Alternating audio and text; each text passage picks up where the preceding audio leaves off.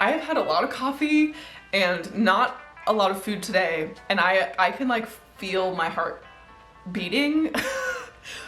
So if I have a lot of energy in this video, or I'm talking faster than usual, that's why.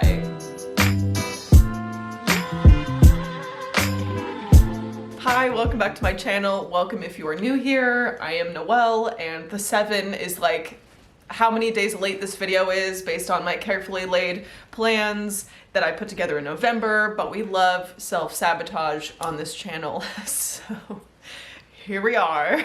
This is my November wrap-up, which is a little bit shameful because not a single one of these are nonfiction. Not a single one of these are nonfiction, which if you watched my November TBR, I talked a really big game about reading a bunch of nonfiction for Nonfiction November, and I even picked short ones. I picked ones I was excited about. I picked audiobooks, and it didn't matter because I wasn't in the mood and I didn't read them, and I'm trying really hard not to feel guilty about that. I don't know, TBRs are so much fun, but also when I don't follow them exactly, I do feel like a weird complex about it, you know? It's just one of those made up things. So here are the books that I actually read and mostly enjoyed. It was a pretty good reading month. I really just almost completely allowed myself to mood read, which was weird because I did have such carefully laid plans. But like, fuck it, you know? Sometimes you just gotta do what your brain wants you to do. Or maybe my heart. I guess I really read with my heart in November. And something that I did in my last wrap up for, I think that was September and October, I put all together, was I put them in order of the ratings that I gave them, starting with the lowest ratings, and I actually thought that was really fun. It was fun for me to film that way. I'm really proud of how like that video turned out organizing it that way, so we're gonna continue. And starting things off, jumping into it, I have a 2-star book to get the party started, which is Cunning Women by Elizabeth Lee, and I'm a little bit heartbroken about this one, okay? And I also don't want to waste a lot of breath on this one. This was my October pick for Hot Girl Book Club, which is my book club, and October was the very first month of Hot Girl Book Club, or at Hot Dog Book Club on Instagram. I asked my friend Mollie from Mind of Mollie to read this with me, and we would discuss it and all would be well and hunky-dory. Wrong. So wrong. This was such a flop for me, and I said it in my Instagram review on the book club Insta, and I will say it again, my 2-star reads have the vibe of I'm not mad, I'm just disappointed. A 1-star read is like, I'm upset. Like it was terrible, I'm upset. A 2-star read is like, I'm disappointed. You tricked me. We were all rooting for you, you know? And Cunning Women is this kind of vaguely historical fiction, vaguely witchy, kind of a witch trial, but not an actual witch trial sort of a book where you follow this poor, destitute family that kind of lives on the outskirts of this little hamlet. The women in the family have these cunning skills that are like witchy healing skills. Okay, it could have been so good. I think that's what I'm most upset by, is this could have been so good, and it just was so lacking.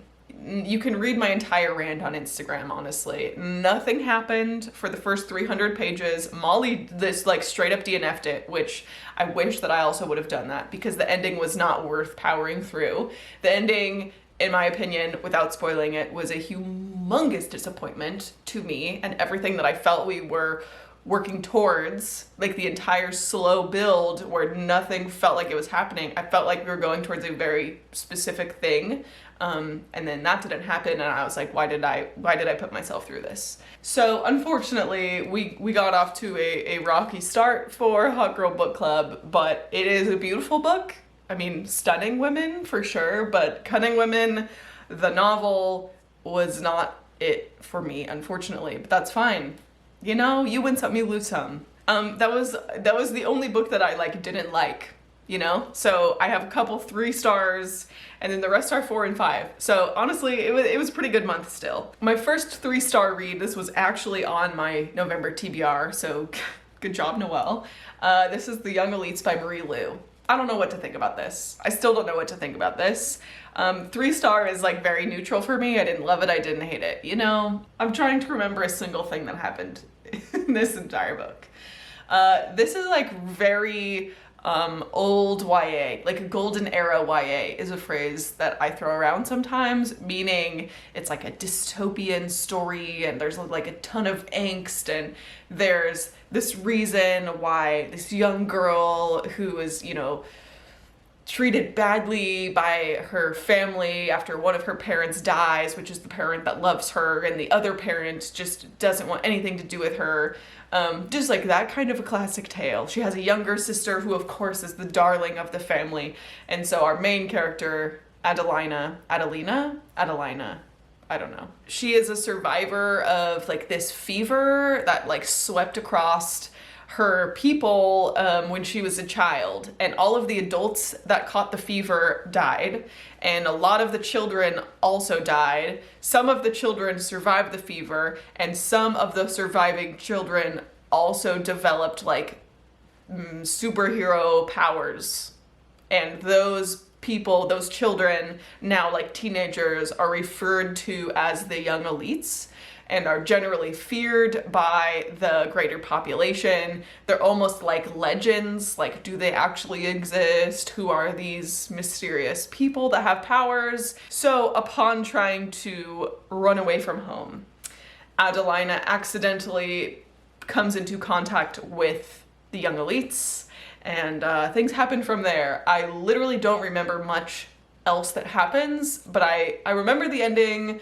I kind of liked the twists and turns, like a good old classic Marie Lu. I love how she writes a twist, and I'm excited to continue the series. I know I have heard that this is not the favorite of fans that have read most of her works, and I so far agree with that. I have read most of Marie Lu's books except for this series, and I think her newest series either, like the duology. And I this might be my least favorite of all of them. I don't know, but I will be continuing. It's as far as like morally gray characters, I would even say almost like villain at end of the spectrum of morally gray. Like you could maybe consider this as being from a villain's POV, though that might be a little bit pushing it. Maybe I'll just stick with morally gray.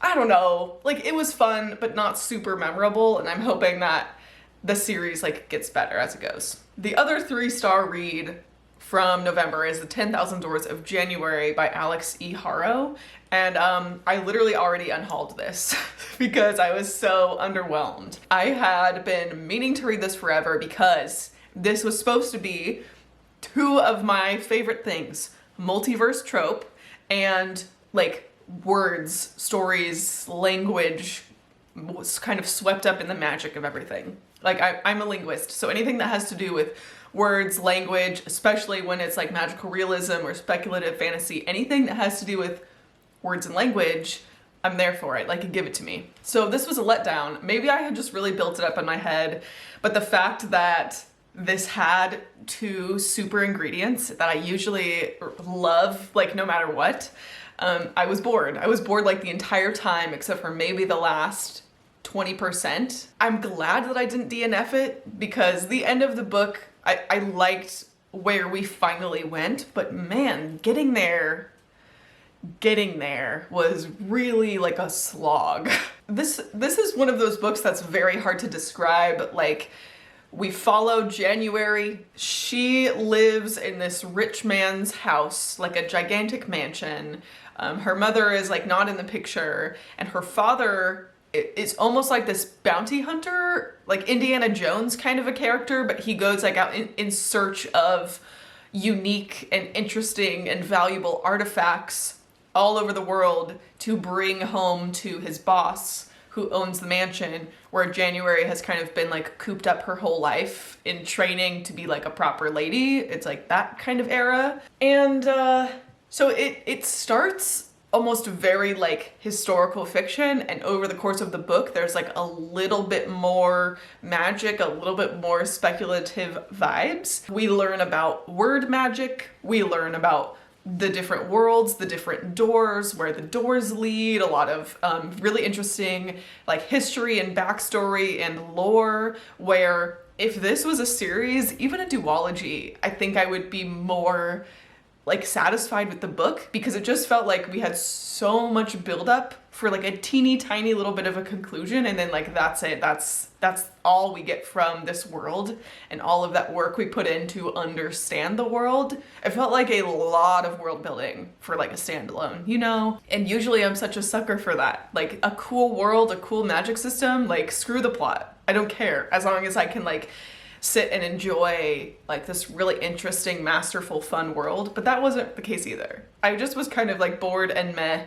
The end was good. I liked where we went. There was one or two kind of fun things that I really didn't see coming, but it was like very much 3-star read for me, but whatever. Now we are on to the 4-star reads, and I will start with The Push by Ashley O'Drain. And this is like a mystery thriller that's pretty dark as far as like subject matter, but was very, very easy to read.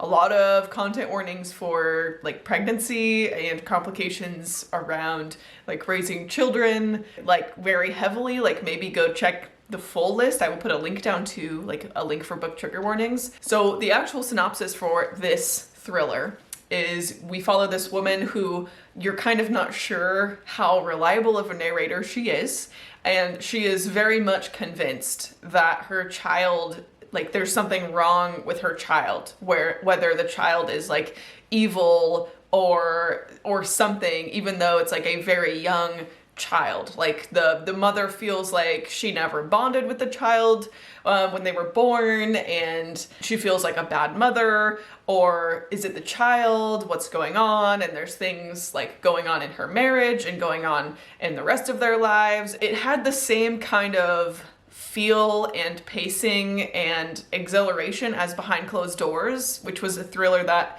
I really, really loved, except that Behind Closed Doors is more like psychological abuse, and this deals a lot with like parenthood and gaslighting. I'm getting chills actually now thinking about this.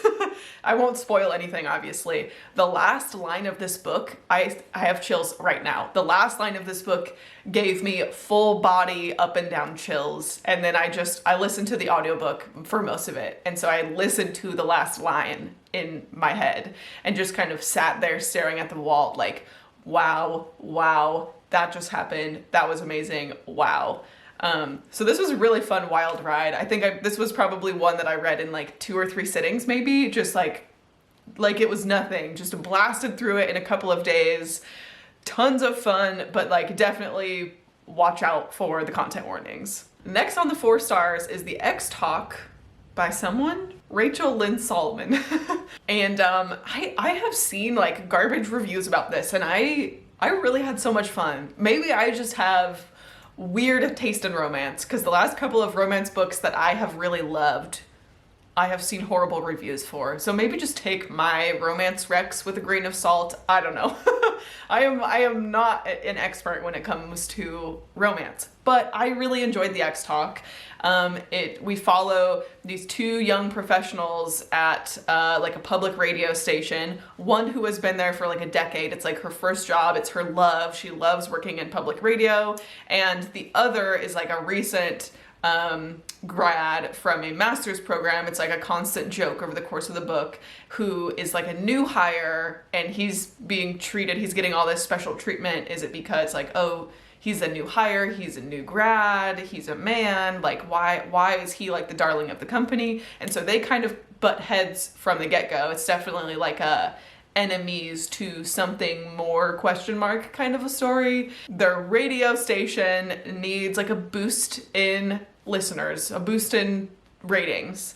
And they decide, well, let's do this new radio show. What if we got 2 exes to host a radio show about like relationships, you know, like they're still on good terms, so they could host a radio show together and we can have chats about relationship advice and blah blah blah, all these other things. They just come up with this idea in like a company meeting, like how do we save the station, and this idea comes up, and then the like the head of the station says, well, you guys have chemistry even though like everyone knows you don't like each other, but could you pretend to be exes for the radio show?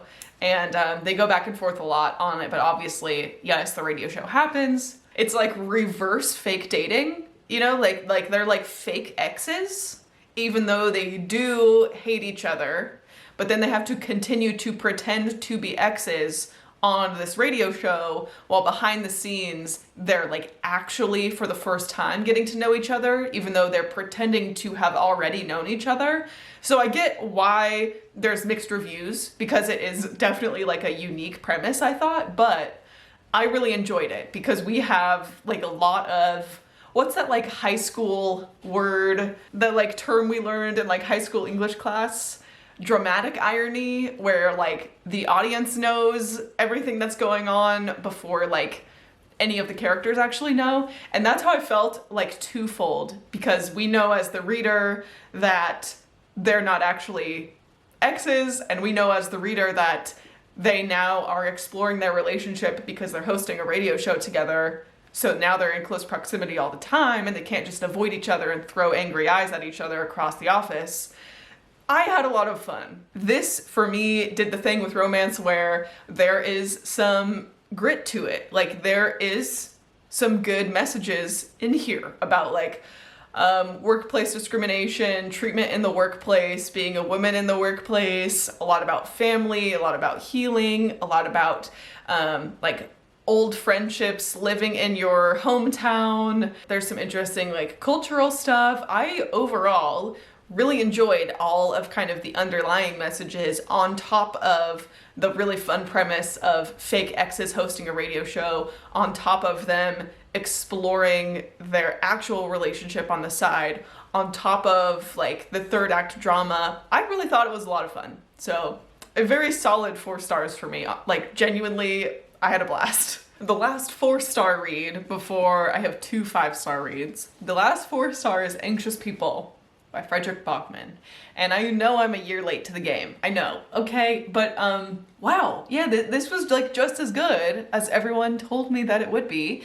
And I think it was a little bit hyped up in my brain, but very, very enjoyable. I loved all of the messages in this one too. Such a quick and easy read, but still like so profound. Like, it really packs a punch in this like little fun book.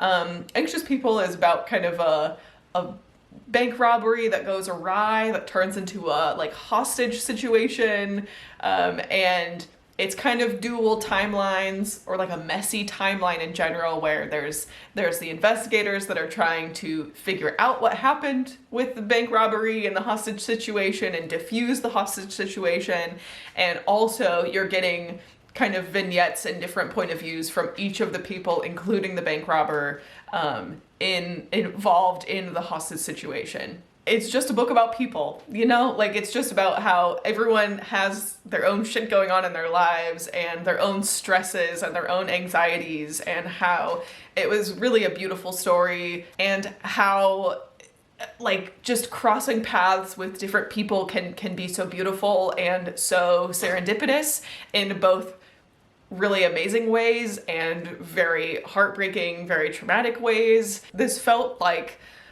such a real story. Like, the characters just felt so human, and I really loved that. I just loved sitting and getting to know them, because at the beginning, almost every single character I was like instantly annoyed by, and over the course of the book, it's not long, it's like probably not even 300 pages. Over the course of the book, I like found a little place in my heart for each of them that I grew to really appreciate and deeply know, I thought. And all the while, you know, we're trying to uncover the mystery and unravel all the strings of the bank robber and the hostage drama.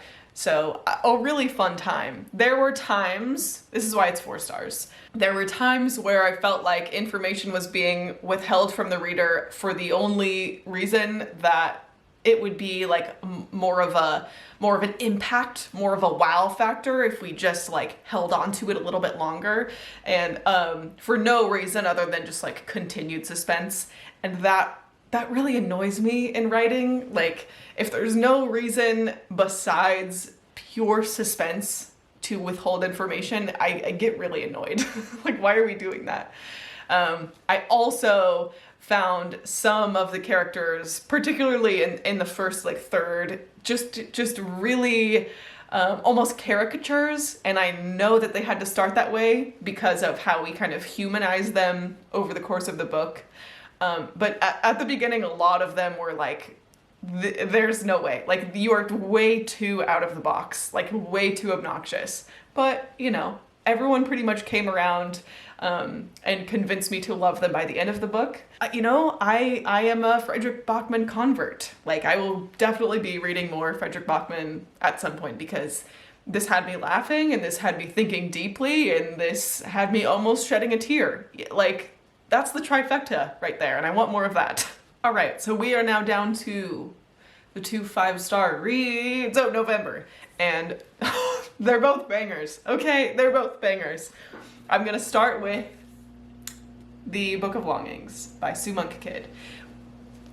This I put off for over a year. I think I got in my first month when I had Book of the Month, like last summer of 2020, and I put it off for like almost a year and a half, I guess that would make this, because it's gigantic. I don't know if I should call it like religious or mythology or like somewhere in between, because it's historical fiction based on the fictionalized figure of Jesus's wife. So like, we follow Anna. The premise or the hook of this book is like, what if Jesus had a feminist wife? And like, that's it. That's what sold me. Click purchase into my grubby little hands. And then I sat on it for like 18 months. Anyway, I wasn't sure how this was gonna go. Like, from the point of view of a wife of Jesus, okay, is this gonna be a lot of like religious subtext? Or is this going to be very heavily researched and very like creative and innovative?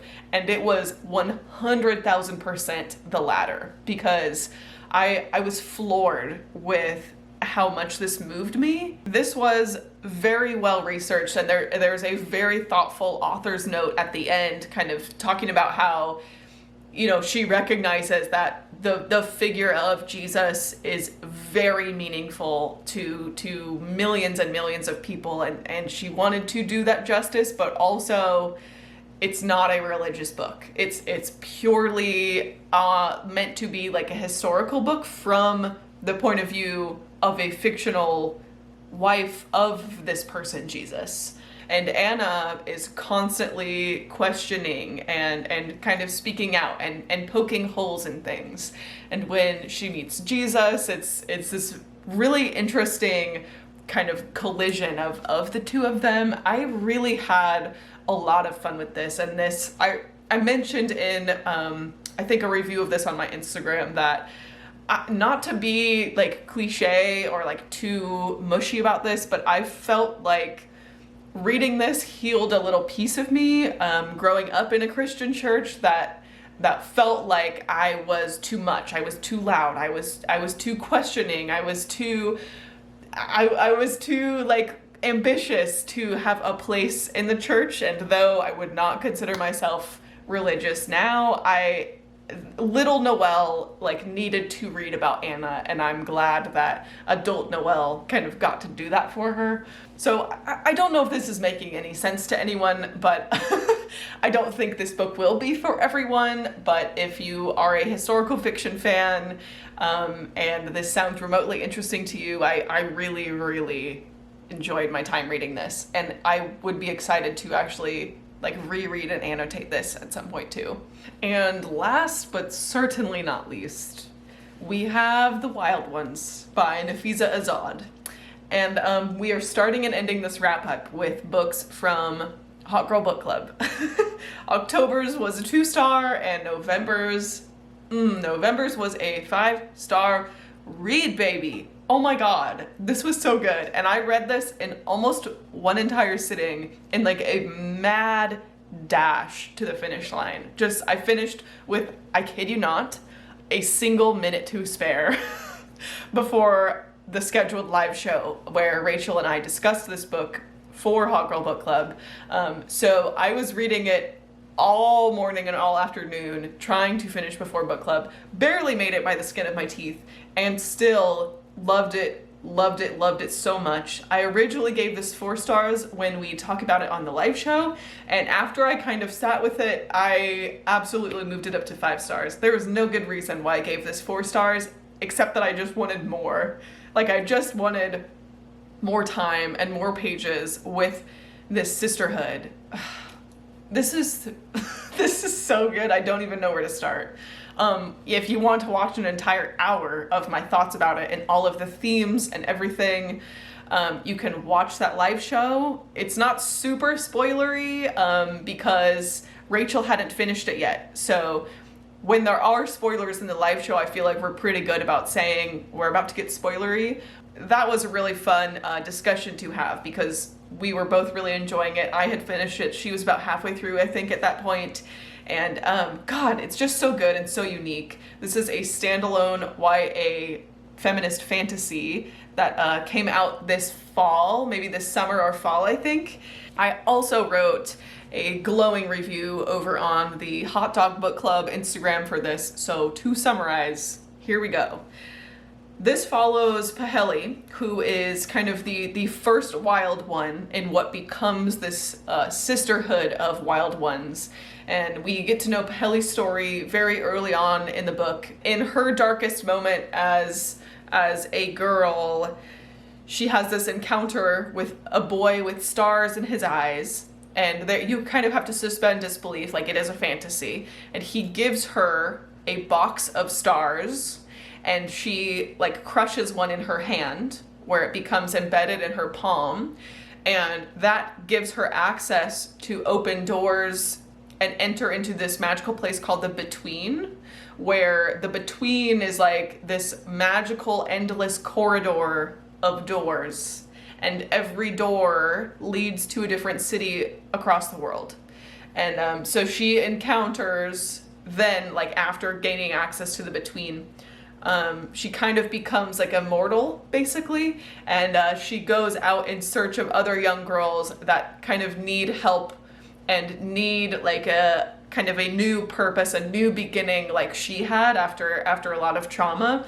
A lot of content warnings for abuse, assault, all of the associated things, a lot of suicidal ideation, suicide, self-harm. Those are all themes that are very deeply explored, so take care of yourself.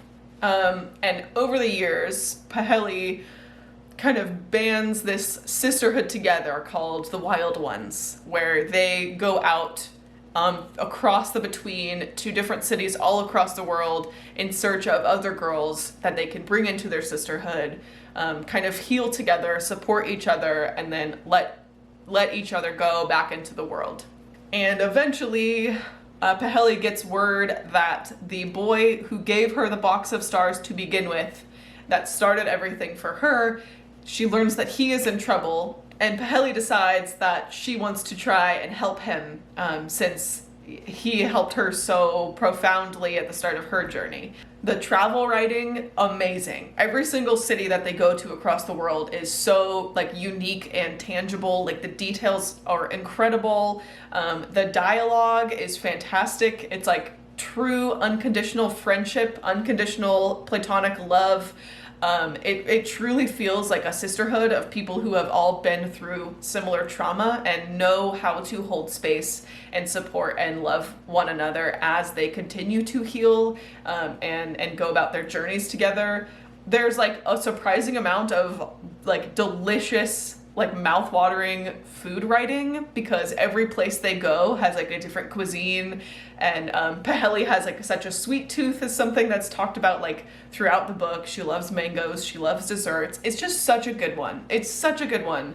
And this is another that I will be absolutely rereading and annotating, because there are so many good lines, good moments, meaningful moments, funny moments. Like I loved this so much. And I believe this is the author's second standalone novel. And now I'm really interested to go pick up her first, because this really took me by surprise. Like I was really hoping that I would love it, but after Cunning Women, like I was, I guess a little bit hesitant to hope so much. But I'm really glad it worked for me. This was so good. And that is everything. Let me see if I can pick these up. Okay. So this is most of the books, minus like 2 or 3, I think, that I read in November. Overall, pretty solid, even though I hardly stuck to anything from my November TBR. So sorry about that. I will get to them eventually. Like, it's fine. I'm not gonna feel guilty about it. It's fine. Please let me know if you have read any of these, if you have any thoughts about these. If you want to follow my reading, I am on Storygraph, which is all linked below, and I leave like reviews there. I also leave reviews and updates on my Instagram account. If you want to hang out with me outside of YouTube, you are more than welcome to come say hi. I am way too active on the internet, on Instagram in particular, so come join the party. Thank you so much for watching. I hope you are well, and I will see you again very soon. Love you, bye.